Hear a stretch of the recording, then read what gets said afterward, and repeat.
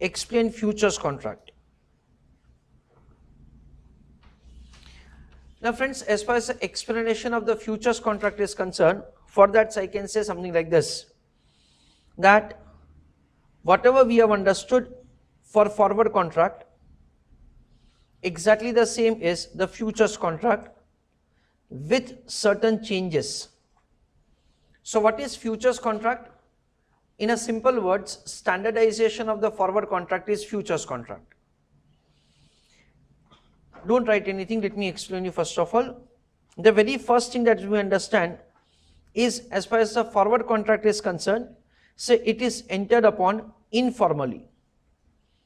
In a way that, say, suppose me and my friend, both of us are entering into the transaction to like buy sale of an underlying asset.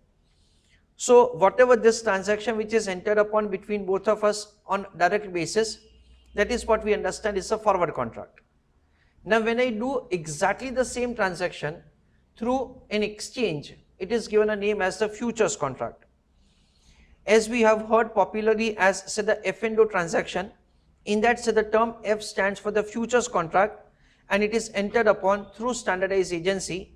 Like in India, it is entered upon through National Stock Exchange, through Bombay Stock Exchange, and for commodity it is, say, the MCX. Say with that, so you can enter into the transaction.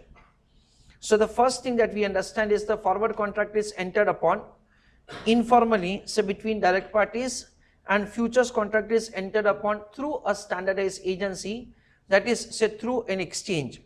That is given a name as exchange traded transaction. Second, as far as the forward contract is concerned, in that, say, there is no margin requirement. As we have understood that, say, in case of the forward contract is entered upon directly between the parties, so there is no question of the margin as such. However, in case of the futures contract, basically what happens that, say, the stock exchange is responsible to both the parties for the purpose of execution of the transaction. Let us assume that, say, today's date is 1st of January, and let us say that, say, for the month of March, I am entering into the futures contract, in which, say, I am going to, say, buy a security, let us say, at the rate of rupees 1000. Now you can see that, say, 1st of January to 31st of March, or we can say that, say, for the month of March, there is a time gap of approximately 3 months. Now during this 3 months, say, there is a possibility of the huge fluctuation of the price of the security. If at all the price of the security is, say, falling down to, let us say, an amount of rupees 200, then I will be incurring a loss of 800 rupees per share. Further, what happens that, say, in case of the futures transactions and option transaction, there is a concept which is given a name as lot size. What does it mean? It means that, say, you are required to enter into a transaction for a certain number of shares or in multiple of that only. For example, the lot size is, for example, it is 150 shares. So you have to do the transaction of F&O for 150 or 300 or 450 or 600, something like that. So suppose this transaction was entered upon for one lot. So 800 into like 150, so that is the amount of the loss that, say, I will be having. That is huge loss of 1,20,000. Now it may happen that, say, I do not want to make the payment of that loss, in a way that, say, I may default. If at all I am incurring a loss of 1,20,000, then opposite party must have made a gain of rupees 1,20,000. So stock exchange is basically responsible to that trader for the, that is, say, for the amount of the gain that, say, he is able to make.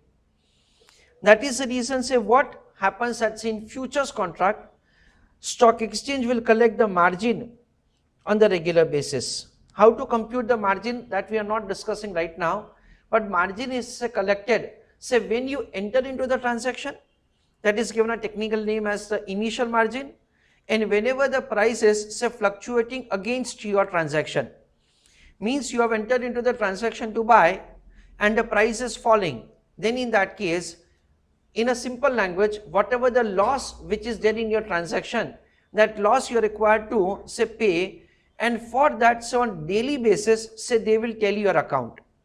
On daily basis, so the transaction in which you have entered upon, for that, so the profit or loss will be calculated. If at all there is a profit, of course there is no issue. In that case, you are not going to run away. But if at all there is a loss, then there are chances that say you may not make the payment of the loss finally. So the loss will be recovered from you, say on daily basis. This is the way, so there is a margin requirement, and that is given a technical name as the maintenance margin. That is the difference that we have between the forward contract and futures contract. In futures contract, friends, once again, there are two parties, say, who are doing a transaction, that is, say, between both of them. One is the buyer of underlying asset, another is the seller of underlying asset. Buyer will have a contract to buy, the seller will have a contract to sell. The transaction is exactly the same what we have understood in forward. However, these are the transactional difference that say they have. The third point is the lot size. The lot size concept, what I have discussed just right now with you, that concept is there in case of the futures transaction. It is not there in case of forward transaction. In case of forward transaction, the transaction may be entered upon for 1 security, for 5 securities, for 500 securities, for any number of the securities, so the transaction can be entered upon. That is what we understand. Fourth, method of settlement. Fourth is method of settlement. I just say give a small example to you. Suppose say me and my friend, both of us are entering into the transaction in which, let us say that say I am going to buy the security at the rate of 1000, and of course he is going to sell at the rate of rupees 1000.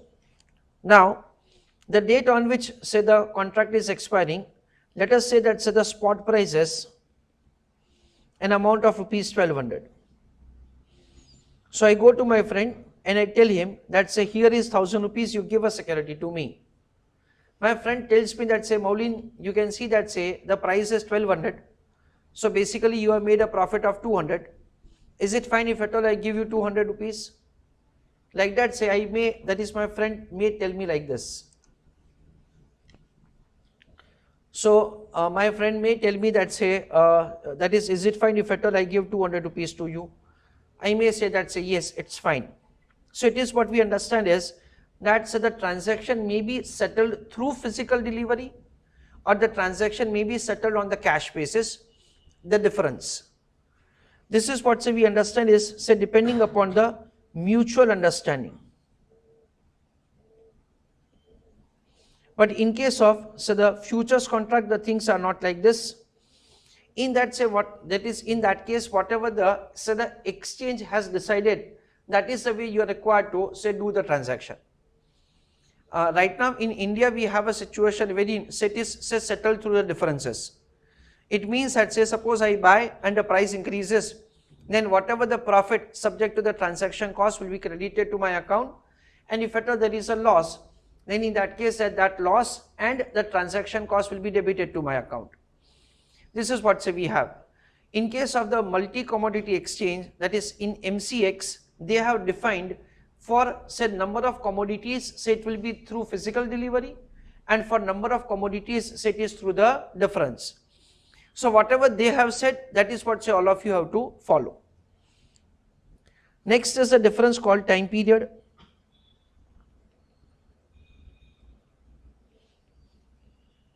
In case of forward, it is again the mutual understanding. We may do the transaction if at all say the for 1 week, for 1 day, for 1 month, for any other time period. As far as the futures is concerned, in that say the transaction is required to be entered upon again say based on say the time period for which the exchange allows. For stock futures, I give an example to you. For stock futures in India, so the situation is like this. Let us say that so today's date is 1st of January. Then so the futures contract can be entered upon for January month, for February month and for March month. For these 3 months, the futures contract can be entered upon. Now, these futures contract have an auto expiry date. Auto expiry date means say it is deemed that when you enter into the transaction for the month of January, it means that the transaction is entered upon for last Thursday of the January month, last Thursday of the February month, and last Thursday of the March month. So let us say that the last Thursday of the January month is 27th January, this is 26th of February, and this is 25th of March. Just I am taking assumed values. So from 1st of January to 27th of January, you will be allowed to enter into the futures transaction for these 3 dates only. If at all you want to do the futures contract for any other date, then it is not allowed. You have to enter into the futures contract for one of these 3 dates only. On 20th of January, when you will open the terminal, you will find that, say again, there are 3 futures contract which are possible for you to be entered upon: 26th of February, 25th of March, and say for the month of April, say now you can do the transaction, let us say it is 29th of April. That is the way, say these 3 dates are there for which the futures contract can be entered upon on 28th of January. This is the way, so there is a restriction of the time period, say with respect to the futures contract. The next is transparency. As far as the forward contract is concerned, say it is not transparent. I am entering into the forward contract with Mr. A, Mr. B, Mr. C, Mr. D. Nobody is aware that say what is the price at which the transaction is entered upon by me. Neither the price is say known to anyone. As far as the futures contract is concerned, so for that say the transparency is there, because we understand it is entered through say the online terminal.